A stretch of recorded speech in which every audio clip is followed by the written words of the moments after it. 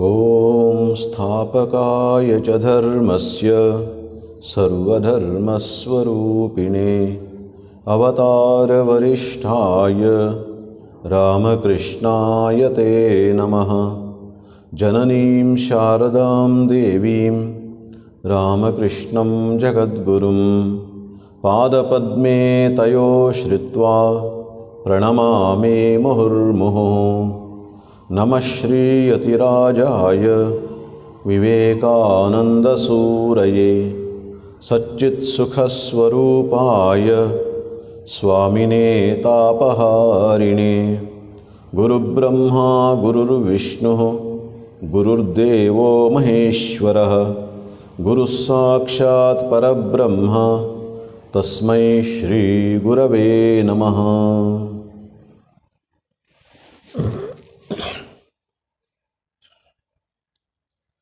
प्रवचन से पहले थोड़ी देर हम ध्यान करेंगे। पहले स्थिर होकर बैठिए, मेरुदंड स्ट्रेट रखिए।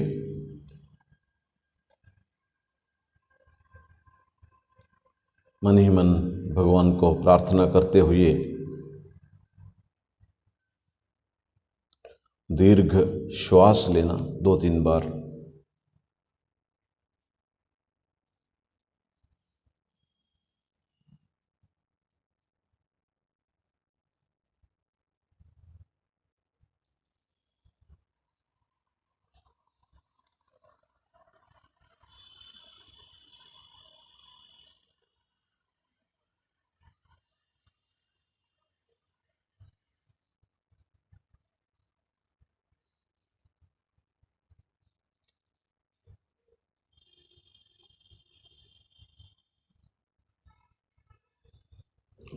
जैसे हम देखे हैं, स्वभावतः बाहर जाने वाले इंद्रिय और मन को रुक के थोड़ी देर अंदर देखने की जो चेष्टा, जो कोशिश, उसको ही ध्यान कहते हैं।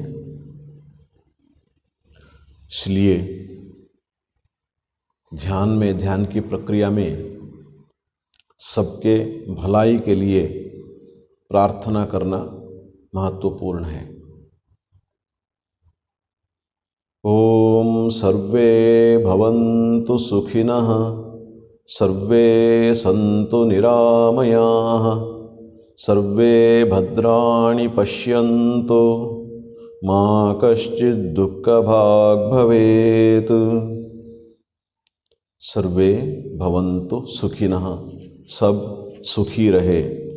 सर्वे सन्तु निरामयाः, सभी रोग से मुक्त हो। सर्वे भद्राणि पश्यन्तु, सब शुभ चीज को देखें। माँ कश्चित् दुःखभाग् भवेत्, कोई दुखी न हो। यही भगवान से प्रार्थना करते हुए सभी के लिए। और ध्यान की प्रक्रिया में गुरु का मार्गदर्शन बहुत जरूरी है। इसीलिए गुरु को प्रणाम करते हुए, गुरु ब्रह्मा गुरुर्विष्णुः गुरुर्देवो महेश्वरः गुरुस्साक्षात् परब्रह्म तस्मै श्री गुरवे नमः। अज्ञानतिमिरान्धस्य ज्ञानाञ्जनशलाकया चक्षुरुन्मीलितं येन तस्मै श्रीगुरवे नमः। अज्ञान तिमिरांधस्य, अज्ञान के वजह से अंधकार में डूबे हुए व्यक्ति को ज्ञानांजन शलाकया, ज्ञान की आलोक देख के, चक्षुरुन्मीलितं येन, उनके चक्षु चोख को खुलने वाले, ऐसे तस्मै श्री गुरुवे नमः, गुरु को मैं प्रणाम करता हूँ। जैसे हम जानते हैं, जिस इष्ट देवता के ऊपर हम ध्यान करने जा रहे हैं। हमारे जो इष्ट दैव भगवान के जिस रूप हमें इष्ट होता है, जो लोग रामकृष्ण मिशन से मंत्र दीक्षा ली हैं, उन लोगों के लिए भगवान श्री रामकृष्ण जैसे मंदिर में जो श्री रामकृष्ण के मूर्ति है, छवि है, उसी रूप को ध्यान करेंगे और अपने हृदय में, हृदय कमल में प्रसन्न वदन होकर बैठे हैं। बहुत प्रेम से हमारे ओर देख रहे हैं, करुणा से हमारे ओर देख रहे हैं। इसी भावना करते हुए उनको अपने हृदय में देखने का कोशिश करना चाहिए। और तस्य वाचकः प्रणवः, भगवान के सबसे अच्छा नाम है ओमकार। इसलिए हम ये भावना करते हुए अपने हृदय के अंदर उसी भगवान को ध्यान करने की कोशिश करेंगे। 5 बार ओमकार के उच्चारण करेंगे सब मिलके। मेरे साथ आप भी उच्चारण कीजिए।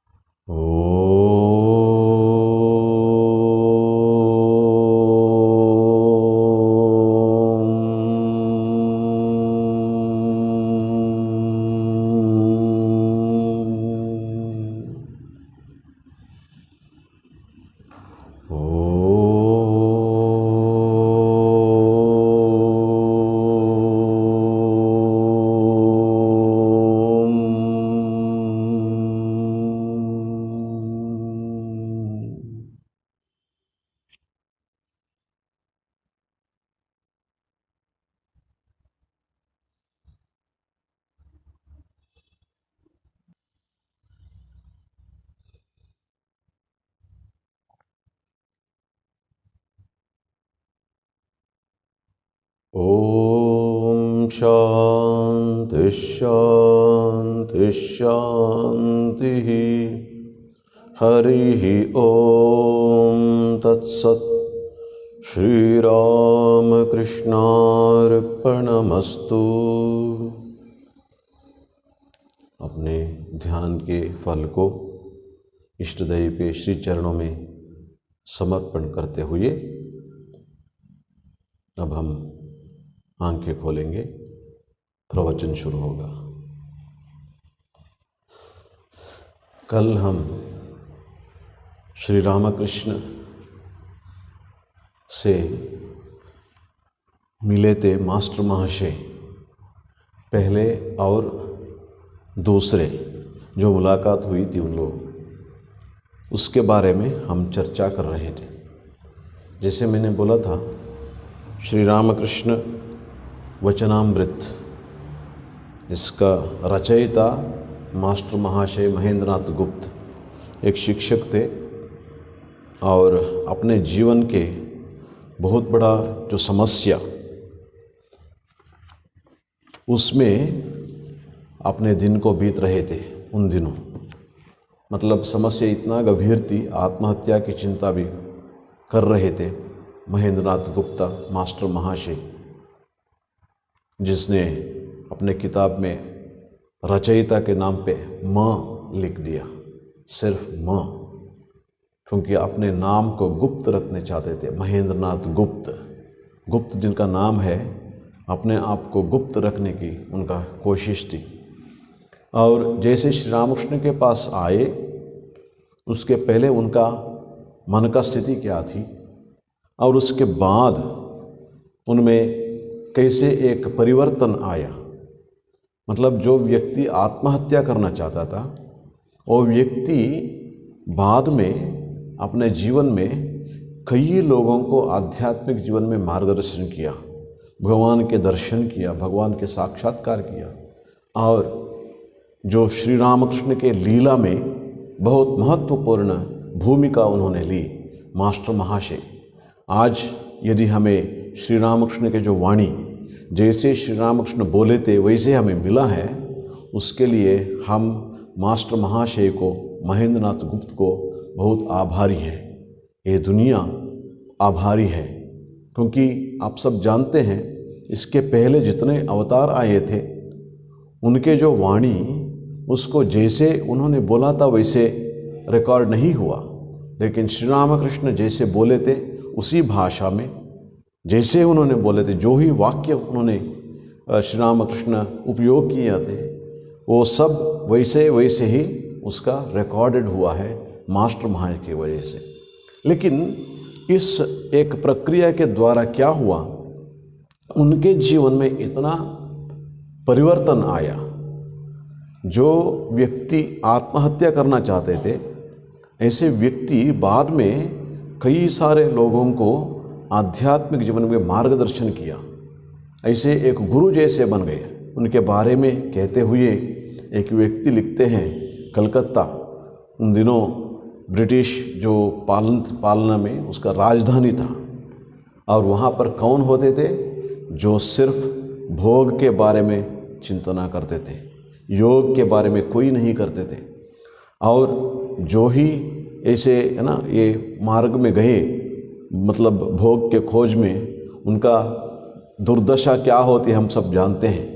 मतलब आखिर मन इतना तंग आ जाता है और उसके बाद कहाँ जाएं, क्या करें, पता नहीं लगेगा।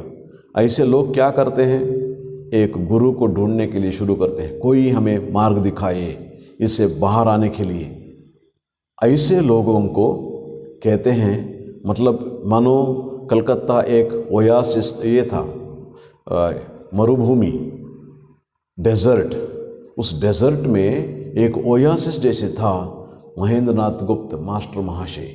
जो भी दुखी हो, जो भी जीवन में समस्या को सामना करने में सामर्थ्य न हो, ऐसे लोगों के लिए एक बहुत बड़ा दिया जला के ना मार्गदर्शन करने का एक बहुत महत्वपूर्ण भूमिका उन्होंने दी। उन दिनों बहुत सारे लोग उनके पास आए, मार्गदर्शन लिए। ऐसे एक ये मतलब इतना बड़ा एक गुरु जैसे, गुरु हम कह सकते हैं क्योंकि ऐसे मार्गदर्शन उन्होंने किया। ये सामर्थ्य कहाँ से आया? श्री रामकृष्ण के वाणी में उतना शक्ति है, श्री रामकृष्ण के वाणी में उतना शक्ति है, उनके जो सत्संग हो, जो भी हो। इसलिए श्री रामकृष्ण के जो वाणी जो है, मतलब श्री रामकृष्ण कथामृत, उसको पढ़ना बहुत जरूरी है। और सिर्फ पढ़ना नहीं, उसके बारे में ध्यान करना चाहिए। जैसे मास्टर महाशय की थी, हफ्ते में 1 बार 2 बार आ सकते थे दक्षिणेश्वर में, दूसरे दिन सब अपने काम में व्यस्त रहते थे। स्कूल के हेडमास्टर थे इसलिए बहुत बिजी रहते थे, और वो जो दिन आ नहीं सकते थे अपने काम सब खत्म करके शाम को अपने ही घर में, नहीं तो स्कूल में, ऊपर एक कमरे में जाके ध्यान लगाते थे। किसके ऊपर? जो भी श्री रामकृष्ण से सुना, जो वाक्यों को श्री रामकृष्ण से सुना, उसके ऊपर ध्यान करते थे बैठ के। इसीलिए उनमें इतना परिवर्तन आया। इसलिए जब भी हम श्री रामकृष्ण वचनामृत पढ़ेंगे अच्छा लगता है, लेकिन ये जो अप्रिसिएशन जो है वहीं रुकना नहीं चाहिए, उसको अप्लाई करना चाहिए, एप्लीकेशन चाहिए। जो भी श्री रामकृष्ण के एक वाक्य को यदि हम जीवन में अप्लाई कर सके, तब हमारे अंदर में भी ऐसा एक परिवर्तन आएगा। देखिए, जो मैंने बोला था, कल हम डिस्कस किए थे पहले मुलाकात में मास्टर महाशय, दूसरे मुलाकात में मास्टर महाशय महेंद्र नाथ गुप्त श्री रामकृष्ण को 4 प्रश्न पूछते हैं। उसके पहले वाला ये था, जी हाँ, ईश्वर में मन किस तरह लगे। और उसके बाद उनका दूसरा प्रश्न थी, संसार में किस तरह रहना चाहिए। ये सब प्रश्न उन्होंने पूछा था श्री रामकृष्ण को। इसलिए उसके मतलब जवाब स्वरूप श्री रामकृष्ण ने कई बातें कहीं। उसमें 3-4 ये जो बातें हैं उसको आपके सामने रखना चाहता हूँ आज। वो पहले हैं, श्री रामकृष्ण क्या कहते हैं, उनको सर्वदा ईश्वर का नाम गुणगान करना चाहिए। एक बात कहते हैं, कैसे ईश्वर में ये मन लगन करे, उसको ईश्वर का नाम गुणगान करना चाहिए। भगवान नाम गुणगान ये बहुत महत्वपूर्ण है जीवन में। भगवान को याद करना, भगवान का स्मरण करना और भगवान के भजन गाना। क्यों? क्योंकि मन इसी संसार में डूब जाता है, बाहर निकलने का कोई मार्ग नहीं रहता। जब डूबा रहता है उस समय दुखी रहता है, सुख का खोज में रहता है, लेकिन उस क्या मिलता है? दुख। सब जानते हैं, जो जिसको इस संसार का जो अनुभव हुआ है, सुख के खोज में जाते हैं, दुख के खोज में कोई नहीं जाते। लेकिन अंत में क्या मिलता है हमको? दुख ही दुख मिलता है। देखिए, ये जो by one get one free खोज में जा रहे थे हम सुख के, लेकिन आखिर हमको बिना खोजे मिला है दुख। ये बात है। इसलिए इससे बाहर आने के लिए क्या करना चाहिए? भगवान के नाम स्मरण। नाम स्मरण करके जब हम भगवान के चरणों में प्रेम से मन को लगन करने के लिए कोशिश करते हैं, तब अपने जो रोज का ये रूटीन है उससे थोड़ा बाहर आके ना उनका स्मरण करेंगे, तब क्या होता है? मन वो रोज को जो चिंता होती है उससे बाहर आ जाता है, भगवान के चिंतन में लगा रहता है। इसलिए श्री रामकृष्ण कहते हैं भगवान के नाम गुणगान करना चाहिए, भगवान के नाम गुणगान करना चाहिए। एक और हमारे जो शास्त्रों में इसको क्या कहते हैं? भक्ति योग कहते हैं। भक्ति योग, इसको ही भक्ति योग कहते हैं। भगवान के नाम गुणगान करना चाहिए। इसका मतलब क्या है? एक, भगवान का स्मरण करना, भगवान का मतलब स्तोत्र पाठ करना, भगवान के भजन करना, और कोई भक्त मिले तो उनके साथ मिलके भगवान के चर्चा करना। ये सब इसमें आ जाता है। भगवान के नाम गुणगान करना चाहिए, श्री रामकृष्ण कहते हैं। और दूसरी बात श्री रामकृष्ण कहते हैं कि ये जो सत्संग करना चाहिए। सत्संग, सत्संग मतलब क्या है? हम तो सज्जनों के संग कहते हैं, वो तो सचमुच है, लेकिन इसका सचमुच ये अर्थ ये है कि सत मतलब सत्य, सत्य के संग करना। लेकिन सत्य के संग करना मतलब सत्य क्या है? भगवान ही सत्य है, भगवान ही सत्य है। ऐसे मतलब भगवान के साथ कैसे रहें? जो व्यक्ति सदा भगवान के नाम स्मरण करते रहते हैं, भगवान के बातें करते रहते हैं, ऐसे भक्तों के साथ, ऐसे साधु पुरुष के पास जाना चाहिए। उसको सत्संग कहते हैं, उसको सत्संग कहते हैं। जिसे क्या होता है? अपना जो मन सब समय जो संसार में डूबा रहता है, उस कुछ समय के लिए उससे बाहर आकर उनके जो ये है ना, जो रहते हैं ऐसे महापुरुष, उनके संपर्क में, उनके सत्संग में जब रहेगा, तब सचमुच ठीक मार्ग से सोचने लगेगा मन। धीरे धीरे धीरे धीरे उससे क्या होता है? मन पवित्र होता है। और सिर्फ वही नहीं, ये जो आध्यात्मिक विषय जो है, बातें जो है, वो समझ में आता है। जब मन अपने सांसारिक कर्तव्य में डूबा रहता है, उस समय ये समझ में नहीं आता, लेकिन सत्संग में ऐसे बातें समझ में आते हैं, क्योंकि वहाँ एक वातावरण होता है, वाइब्रेशन कहते हैं उसको। उनके चारों ओर एक वातावरण होता है, वाइब्रेशन। वहाँ ऐसे वातावरण में मन ठीक ठीक से काम करना शुरू करता है। मतलब जो ही बातें बोले वो समझ में आता है। इसलिए सत्संग करना चाहिए। और दूसरी बात यह है कि ये सत्संग का मतलब ये भी है सदसद वस्तु विचार। मतलब सत्य क्या है, जो असत्य है, इसके बारे में सोचना। इसका मतलब क्या है?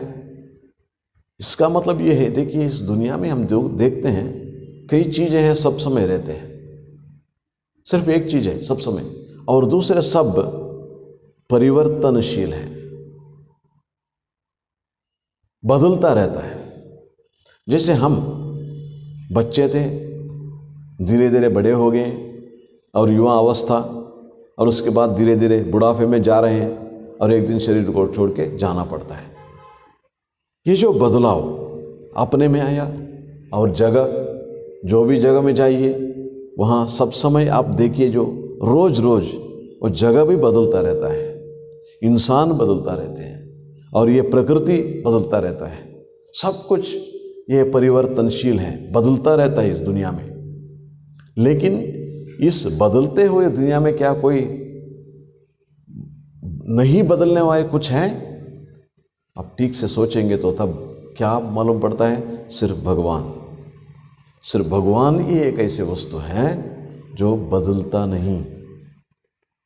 जो ही आप भगवान के जिस रूप को आप पकड़िए, कोई बात नहीं, परब्रह्म बोलिए, दूसरे कोई नाम से पुकारिए, जगन्माता बोलिए, श्री कृष्ण बोलिए, जो भी नाम से, लेकिन वो ही एक चीज़ है, बदलता नहीं, और दूसरा सब बदल जाता है इस दुनिया में।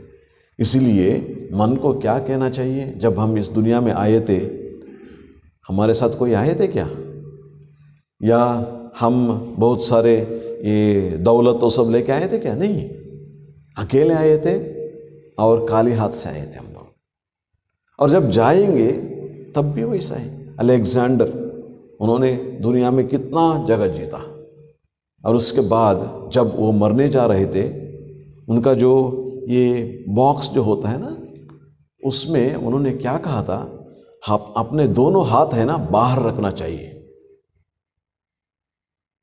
शव को जब रखते हो तब दोनों हाथ बाहर रखना चाहिए। क्यों? इसे लोग समझे ये अलेक्जेंडर इतना बड़ा ये कॉन्करिंग वो सब किया, लेकिन जब जा रहा था खाली हाथ जा रहा था। कुछ भी हम मेरे साथ नहीं आने वाला है, कुछ भी इस दुनिया में कुछ भी मेरे साथ नहीं आने वाला है ये बात। इसलिए लेकिन हमारे साथ कौन रहता है?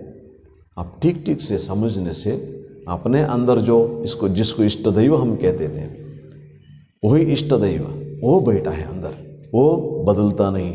वो हमारे साथ आया था और हमारे साथ वही जाएगा और कोई नहीं आएंगे। एक आत्मा कहते हैं, उसको छोड़ के और कोई नहीं आएंगे। और जब भी आएंगे तो आपने जो किए हुए कर्म आते अपने साथ, और कुछ नहीं अपने साथ आता। इसलिए ये जो विचार जो है, ऐसे विचार करना, इसको सरसद वस्तु विचार कहते हैं। इसको सरसद वस्तु विचार कहते हैं। तब क्या होता है? जब ऐसे करोगे तब इस दुनिया में सब कुछ जो है उसको भगवान के एक देन बोल के, भगवान के दिए हुए प्रसाद बोल के आप अनुभव करते हो उसको। लेकिन जब हाथ से छूट जाएगा तब उससे दुखी नहीं होगे। नहीं तो हर एक चीज़ हाथ से छूट जाएगा तब एकदम डिप्रेशन में चले जाते हैं। कितना दिन चलेगा इसे पता नहीं, इतना दुखी होते हैं। जो हाथ में जो है उसको भी भूल जाते हैं, भगवान ने जो दिया है उसको भी भूल जाते हैं, जो नहीं है उसके बारे में सोचते सोचते तंग हो जाते हैं, डिप्रेशन में चले जाते हैं। कई लोग आत्महत्या भी कर लेते हैं। इसलिए ऐसे एक स्थिति से बाहर आने के लिए ये विचार करना बहुत महत्वपूर्ण है। इसको ज्ञान योग बोलते हैं, शास्त्र में इसको ज्ञान योग बोलते हैं। श्रवण मनन निधिध्यासन, श्रवण करना, मनन करना, निधिध्यासन करना, और सरसद वस्तु विचार, इसको ज्ञान योग कहते हैं। श्री रामकृष्ण बोलते हैं ये जो है सत्संग करना और उसके बाद अपना ये करना, सरसद वस्तु विचार। सत्संग में यही सच क्या है, झूठ क्या है, असत क्या है, इसके बारे में समझ में आता है मन को, इसलिए उसको सत्संग कहते हैं। और तीसरी बात श्री रामकृष्ण ने कही मास्टर महाशय को, वो क्या था कि कभी कभी निर्जन स्थान में जाकर ईश्वर की चिंता करना बहुत जरूरी है। निर्जन में जाकर ईश्वर की चिंता करना कैसे करें? हम तो संसार में डूबे हुए हैं, फिर भी थोड़ा समय निकालना चाहिए। क्योंकि देखिए, ये जो इस दुनिया में हम आए हैं, यदि हमारे समय सिर्फ इसमें ही चला जाता है, ये दुनियादारी में चला जाता है, तब मनुष्य जीवन का एक उद्देश्य है, उसको एक लक्ष्य है, उसको हम भूल जाएं, ये कैसे होता है? इसीलिए श्री रामकृष्ण कहते हैं बीच बीच में 3 दिन, नहीं हो सकता है तो 1 दिन, कम से कम आधा दिन जाके भगवान का चिंता करना चाहिए। चिंतन, भगवान के ऊपर ध्यान लगाना, भगवान को पुकारना, उनको पुकारना सच्चे मन से व्याकुल होकर भगवान को पुकारना चाहिए। मतलब उस समय और दूसरे कुछ भी नहीं सोचना चाहिए, सिर्फ भगवान को पुकारना। उससे क्या होता है, देखिए, जब हम अपने कार्यक्रम में डूबे रहते हैं, उस समय मन भगवान के ऊपर ये बात सोचने के लिए तैयार नहीं रहता। कभी कभी सत्संग के कारण क्या होता है, एक अच्छे मार्ग में जाएंगे, ऐसे एक हमें प्रेरणा मिलती है। लेकिन इसको जगा के रखने के लिए बीच बीच में निर्जन में जाके कम से कम एक आधा दिन भगवान के स्मरण करना बहुत जरूरी होता है। लेकिन नहीं तो क्या होता है, हम भूल जाते हैं। धीरे धीरे अपने अंदर जो प्रेरणा है ना, वो धीरे धीरे मर जाता है। क्योंकि जैसे अपना जो मोबाइल फ़ोन होता है ना, आप सबको जानते हैं, मोबाइल फ़ोन, उसमें एक बैटरी होता है, रोज़ उसको चार्ज करना पड़ता है। चार्ज नहीं करोगे तो क्या होता है, ज़्यादा से ज़्यादा 3 दिन काम करेगा और उसके बाद सब कुछ है उसमें, लेकिन जैसे ही बैटरी डिस्चार्ज हो जाता है, उसका जो एफिशिएंसी भी कम हो जाता है और एक दिन वो काम भी नहीं करता। ऐसे हमारे जो प्रेरणा जो है, हम कभी कभी सत्संग में कहीं से जो प्रेरणा मिली है ना, उसको जगे रखने के लिए ये बीच बीच में निर्जन में जाना बहुत जरूरी है। तब क्या होता है, निर्जन में जाके आप आइए, आप जो अपना जो कर्तव्य है उसको भी ठीक ठीक कर सकते हैं। सत्संग में होते हुए और भगवान को पुकारते हुए आप आइए, तब मन भी जग उठता है, वो शार्पनेस आता है, मन में शार्पनेस आता है। इसीलिए ये बात कहते हैं श्री रामकृष्ण। तब क्या होता है, सुबह शाम बैठ के जो ध्यान करते हैं उसमें भी दम रहता है, उसमें दम रहता है, गंभीर रूप से ध्यान कर सकते हैं। नहीं तो धीरे धीरे वो प्रेरणा मर जाती है। इसीलिए वो जो ये है, उसमें ध्यान करना बहुत जरूरी है। इसको राजयोग कहते हैं, राजयोग, नहीं तो ध्यान योग कहते हैं, ध्यान योग। इसलिए ये ध्यान करना भी आध्यात्मिक जीवन के लिए बहुत जरूरी होता है। उसके बाद श्री रामकृष्ण महेंद्रनाथ गुप्त को एक प्रश्न को जवाब देते हुए वे पूछते हैं, संसार में किस तरह रहना चाहिए? संसार में तो रहना है, संसारी तो संसार में रहना, पालन पोषण ये सब काम में रहना है, पैसा कमाना है, ये सब काम में जब डूबे रहते हैं, कैसे रहना चाहिए? क्योंकि इसको छोड़ के तो नहीं होगा। पहले तो ऐसा ही होता था ना, जो भी आध्यात्मिक व्यक्ति हो क्या करते थे, हिमालय में कहीं गुहा में बैठ के जब ध्यान करते थे, वन में जाके वहाँ सब छोड़ के वहाँ जब ध्यान करते थे, तपस्या करते थे। लेकिन इस कलयुग में ऐसे नहीं होगा। इसीलिए एक मार्ग है, श्री रामकृष्ण कहते हैं क्या, ये जो धनी के लोगों के घर में दासी होती है, दासी अपना काम करती है और उसका जो मनोभाव क्या है, वो धनी के घर के हर काम करती है, ठीक तरफ से करती है, श्रद्धा से करती है, ध्यान लगा के करती है। और उनके जो बच्चे हैं उसको पालते, वो कहते हैं मेरे राम, मेरे कृष्ण, बहुत अच्छे मुरे मुन्ना कह के पुकारते हैं और लालन पालन भी करती है, लेकिन अपने मन ही मन उनको ये बात याद है कि ये कोई मेरा नहीं है। कल यदि बोले शाम को कल से आने का ज़रूरत नहीं है काम पे, बस हो गया, कोई नहीं है, अपना कोई नहीं है। वैसे ही इस दुनिया में जब हम रहते हैं, जितना दिन रहते हैं, ये सब अपना है, लेकिन जब उनके बुलावा आएगा सब चले जाने वाले हैं। नहीं तो क्या होता है, दुख में डूब जाते हैं। इसलिए जब हम करते हैं, काम करने के समय ये भाव हमारे मन में रहना चाहिए, ये सब भगवान का है, अपना कुछ नहीं है इस दुनिया में। ये भाव हमारे मन में रहने से, जैसे वो धनी के जो घर में काम करने वाले दासी क्या सोचते हैं, उनका सोच क्या है, ये मेरा घर नहीं है, ये मेरा घर नहीं है। स्वामी विवेकानंद एक बार स्वामी श्री रामकृष्ण के पास आए थे, एक गाना गाए थे स्वामी विवेकानंद, मन चलो निज निकेतने संसार विदेशे विदेशी वेशे ब्रह्म के नो आकारणे। मन तुम अपने निज निकेतन जो तुम्हारा है वहाँ पर चलो। यहाँ इस संसार में क्या कर रहे हो, विदेशी के वेश में तुम क्या कर रहे हो, ये सच्चा अपना ये है, मतलब ये सच है। इसलिए श्री रामकृष्ण कहते हैं जब काम करते हो उस समय ये जो दासी जो काम करती है उसी भाव से काम करना है। सब काम करना ठीक से, संसार में सब अपना ही, क्योंकि भगवान की देन है, ये संसार भी भगवान की देन है, लेकिन हम जहाँ तक रहे या वहाँ तक उसको उपभोग कर सकते हैं। एक बार उनकी यह आ गया, बुलावा आ गया, हमको जाना पड़ता है।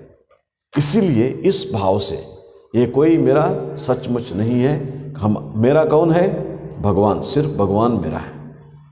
ये सब है, इसको देखभाल करना चाहिए, सब कुछ करना चाहिए, श्रद्धा से करना चाहिए जो भी काम करोगे, लेकिन सचमुच ये मेरा कोई नहीं, इस भाव से रहना चाहिए। और श्री रामकृष्ण ये 2-3 उसके लिए ना बहुत अच्छे एग्जाम्पल देते हैं। इसको कर्म योग कहते हैं, निष्काम भाव से कर्म करना, इसको कर्म योग कहते हैं। कैसे? और श्री रामकृष्ण कहते हैं जब आप ये करते हो, मतलब हाथ में तेल लगाकर कटहल काटना चाहिए। कटहल जो होता है उसमें जो दूध होता है वो चिपकाता है हाथ को। उसके लिए क्या करना चाहिए, पहले थोड़ा तेल लगा के जब करोगे वो चिपकता नहीं। वैसे ही भगवान के भक्ति रूप तेल मन में लगा के जब हम इस संसार में रहे तब उस बंधन में हम नहीं रहते, नहीं डूबे नहीं जाते, क्योंकि भगवान के स्मरण सब समय रहता है। सब काम करते हो, सब कुछ ठीक से रहता है, लेकिन मन ही मन मेरा अपना कौन है, वो भगवान। क्योंकि अकेले आया हूँ, अकेले जा रहा हूँ, कोई मेरे साथ आए वो भगवान है, कोई मेरे साथ जाए वो भगवान है। ये बात याद में रहता है। इसलिए श्री रामकृष्ण कहते हैं कटहल काटने के समय तेल माखना चाहिए, हाथ को तेल लगा के जब कटहल काटोगे वो चिपकता नहीं तो चिपक जाता है। वैसे ही इस दुनिया में भगवत भक्ति ना हो, भगवान के प्रति प्रेम न हो, तब इस बंधन में डूब जाते हैं। तब क्या होता है, मन दुख ही दुख। जब भगवान के प्रेम रहता है, श्री रामकृष्ण कहते हैं, कई लोग कहते थे उनको, श्री रामकृष्ण को, ये क्या है, दुख का मंदिर है इस दुनिया। तो कहते हैं नहीं, आनंद का मंदिर है। जब आप ठीक ठीक जानोगे, ठीक ठीक से काम करोगे, इस दुनिया ही आनंद का मंदिर है, यही आनंद का मंदिर है, श्री रामकृष्ण कहते थे। इसलिए इसको क्या कहते हैं हम शास्त्र में, कर्म योग कहते हैं। यही है कर्म योग। और श्री रामकृष्ण और एक ये देते हैं, मतलब एग्जाम्पल देते हैं इसको करने के लिए, मतलब इसको जो प्रैक्टिकल हो।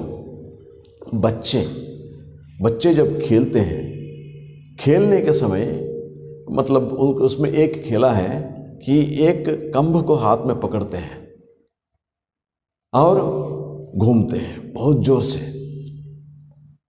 लेकिन उसका मन कहाँ रहता है आपको पता है? जो पकड़ जो है ना कंब में, उसमें ठीक से पकड़ना चाहिए, क्योंकि वो छोड़ दे तो गिर जाएगा, हाथ पाँव सब डैमेज हो जाएंगे।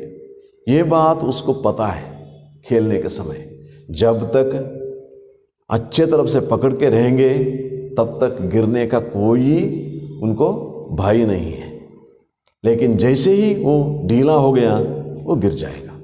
वैसे ही श्री रामकृष्ण कहते हैं, एक हाथ में भगवान के पाद पद चरणों को, चरण कमलों को पकड़ो, एक हाथ में भगवान को पकड़ो और दूसरे हाथ में अपने कर्तव्य सब करो। इसको भी कर्मयोग कहते हैं, इसको भी कर्म योग कहते हैं। मतलब कर्म करने का तरीका है, उस दुनिया में रहने का तरीका है। कभी कभी लोग पूछते हैं कि क्या संभव है? अभ्यास करने से संभव है। श्री रामकृष्ण कहते हैं असंभव नहीं है, लेकिन उसके लिए हमारे अंदर थोड़ा ये रहना चाहिए और अभ्यास करना चाहिए। मतलब एक बार कोशिश किया, नहीं हुआ, छोड़ दिया, ऐसे नहीं होगा। बार बार कोशिश करना चाहिए, बार बार एक कोशिश इसमें लगे रहना चाहिए। इस कोशिश में, इसको अभ्यास योग कहते हैं।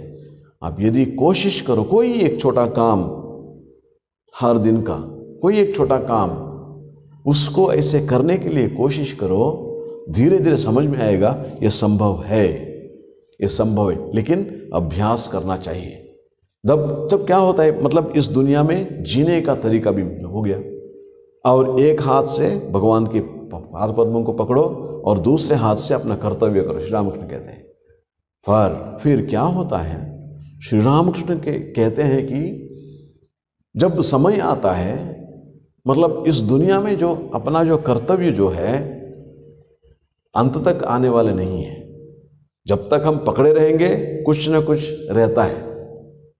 मतलब जब जैसे बच्चे हो गए, बच्चों को देखभाल करना और उनके एजुकेशन, ये सब रहता है।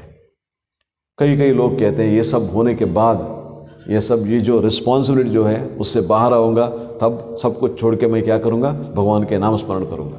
लेकिन जैसे ही बच्चे हो गए, बच्चों के बच्चे होते, पोता पोती, उनमें दिल लग बैठा, बस भगवान के स्मरण करने के लिए समय है ही नहीं। क्योंकि ये समय मतलब अगला समय रहना नहीं है, अपना मन वहाँ लग रहता है, तब भगवान को चिंतन करने के लिए समय है ही नहीं। मतलब ये जाने वाला है। श्री रामकृष्ण कहते हैं कभी कभी ऐसा होता है, कोई नहीं, मतलब बच्चे नहीं और कोई नहीं, फिर भी कहाँ से एक बिल्ली आ बैठा और उसको दूध ये खिलाते खिलाते उसमें प्रेम लग जाता है। और कहाँ जाने से, अच्छा देखो सत्संग है कल आओ, ये कितना बजे को, तो 8 बजे से शुरू होता है, वो मैं नहीं आ सकता। क्यों? मेरे जो बिल्ली है ना, उसको मैं दूध पीने देने से पीती है, नहीं तो नहीं पीती है।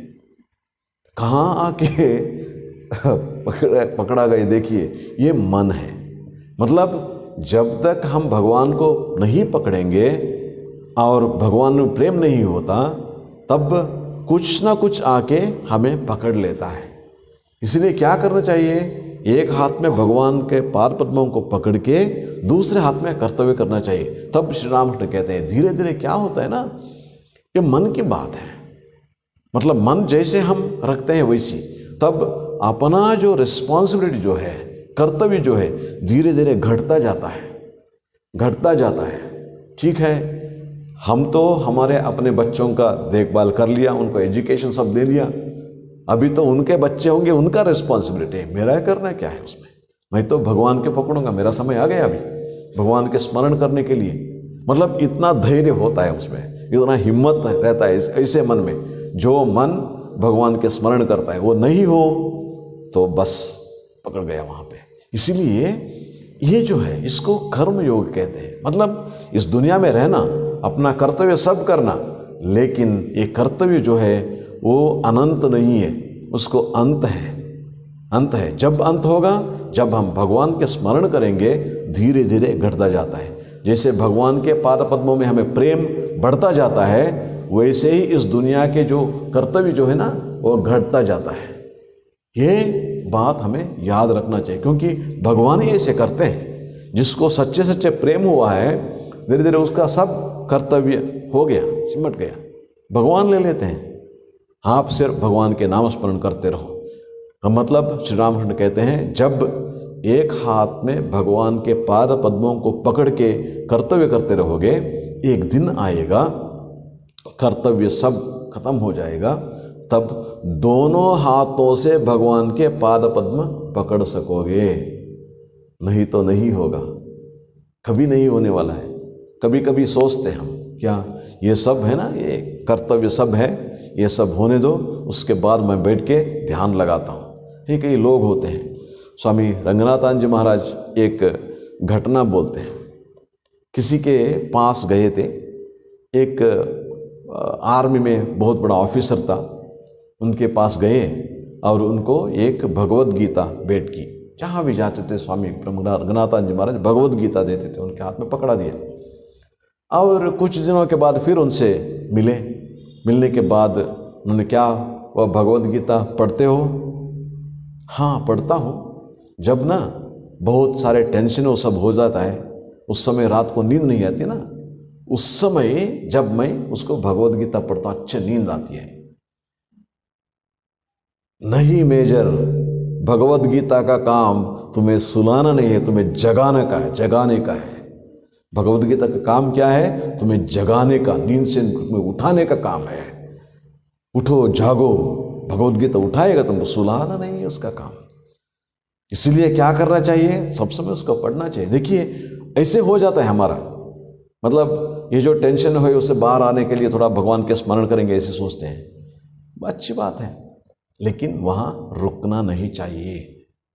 जब धीरे धीरे भगवान के स्मरण करेंगे, भगवान के पाद पद्म में प्रेम बढ़ता जाएगा, तब अपने कर्तव्य भी घटता जाएगा। तब एक समय आएगा हम सब समय भगवान के नाम स्मरण करने के लिए समर्थ होंगे, ऐसे समय भी मिलेगा।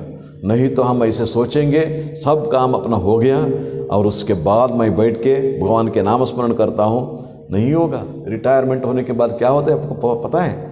ऑलरेडी 2-3 क्लब है ना, उसके मेंबर हो जाते हैं। वहाँ जाके एक एक क्लब में एक एक दिन बैठ के अपना गप करके ये करके आ जाते हैं। क्या करें? क्योंकि आदत नहीं है, भगवान के स्मरण करने का आदत नहीं है।